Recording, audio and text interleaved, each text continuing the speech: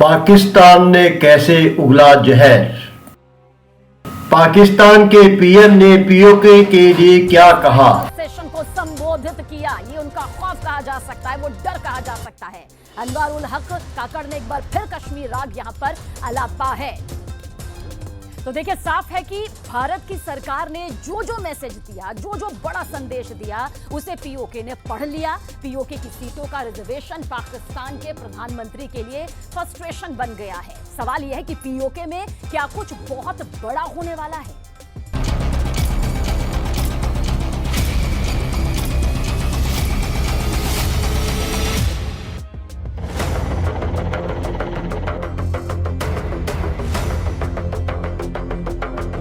कहना चाहता हूं, पाक ऑक्यूपाई कश्मीर भारत का है, हमारा है और हमसे कोई नहीं सकता। किसी के ज़हन में किसी किस्म का कोई खदशा अगर है तो वो दूर कर ले।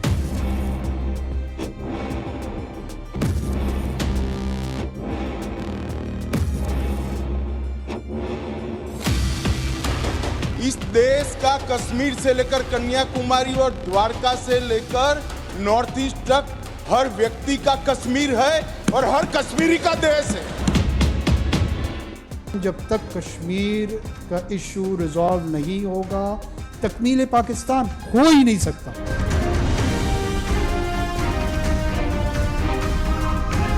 हमारी सेना जीत रही थी, वो भाग रहे थे।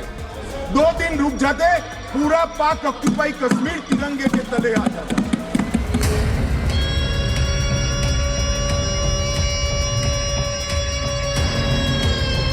3 मरतबा पाकिस्तान पे कश्मीर की वजह से जंग तोपी गई जो हमने लड़ी है।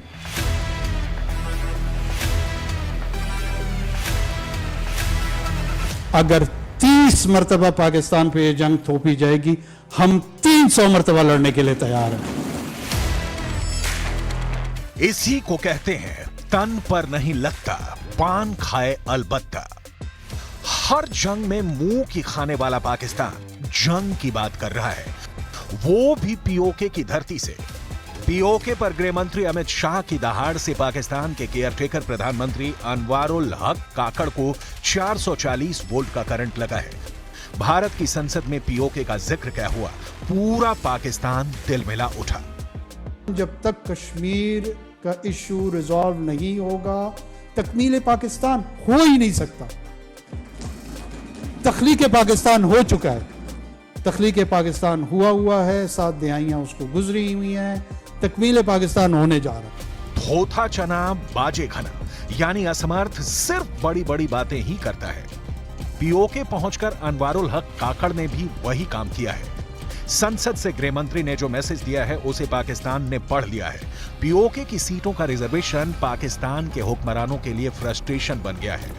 जैसे गीदड़ की मौत आती है तो वो शहर की तरफ भागता है, ठीक वैसे ही पाकिस्तान के पीएम अनवर उल हक काकड़ भागे भागे पीओके के मुजफ्फराबाद पहुंच गए।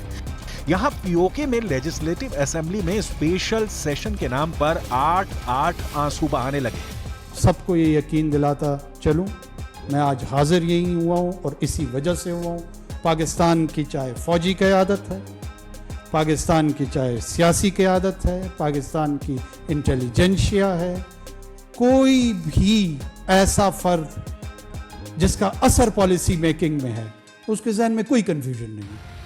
चूहे की जाया बिल ही खोदता है। कश्मीर को लेकर जो काम जिन्ना ने किया, जो काम पाकिस्तान के सभी वजीर आजमों ने किया, वही काम अब अनवर उल हक काकड़ कर रहे हैं। काकड़ ने भी फिर वही फर्जी राग अलापा है जो पाकिस्तान बरसों से कहता आ रहा है। पाकिस्तान वकील है, लेकिन इस मुकदमे में उसको अपने आबा व अजदाद के हिस्से में जो जायदाद आई है उसका मुकदमा लड़ रहा है।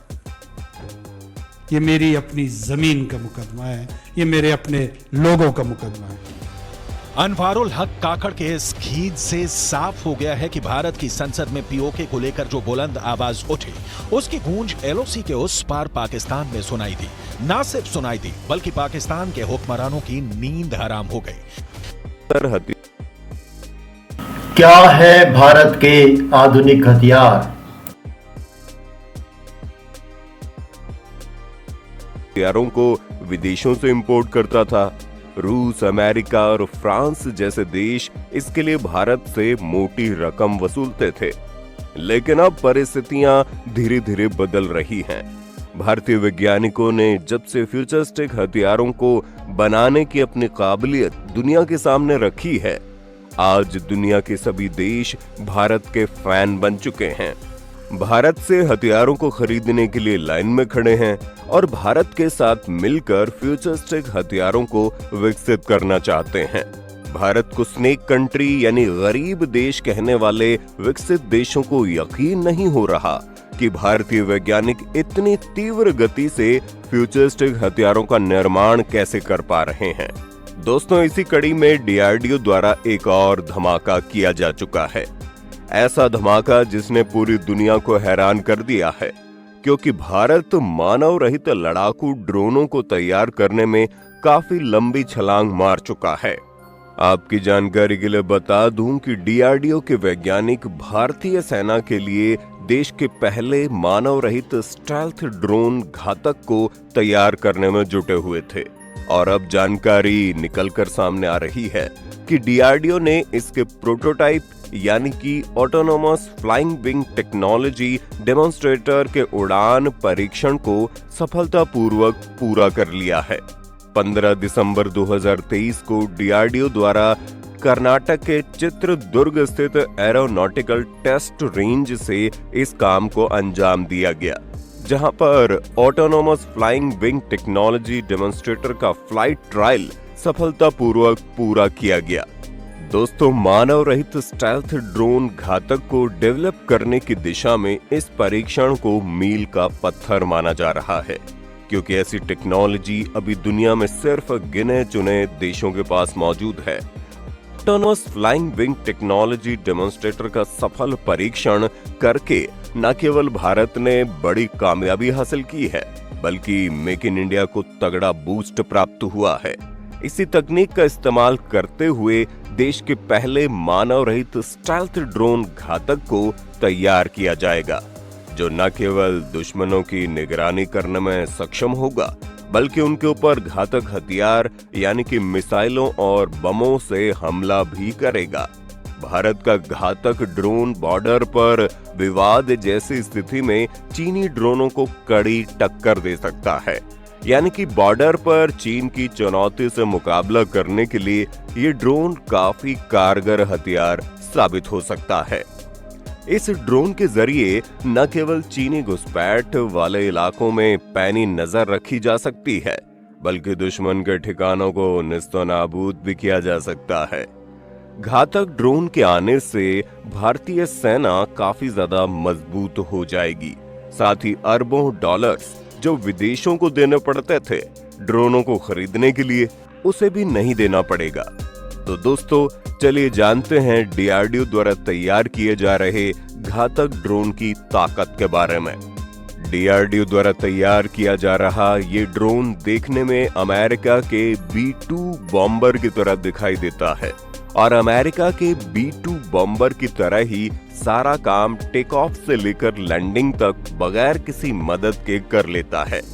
डीआरडीओ के घातक ड्रोन का इस्तेमाल न केवल दुश्मनों पर नजर रखने के लिए किया जा सकता है, बल्कि खास टारगेट पर निशाना लगाने के लिए और दुश्मनों पर सटीक हथियार से हमला करने के लिए इसका इस्तेमाल किया जा सकता है। घातक का रडार क्रॉस सेक्शन काफी कम होगा, यानी कि इसको स्टेल्थ टेक्नोलॉजी का इस्तेमाल करते हुए तैयार किया जाएगा।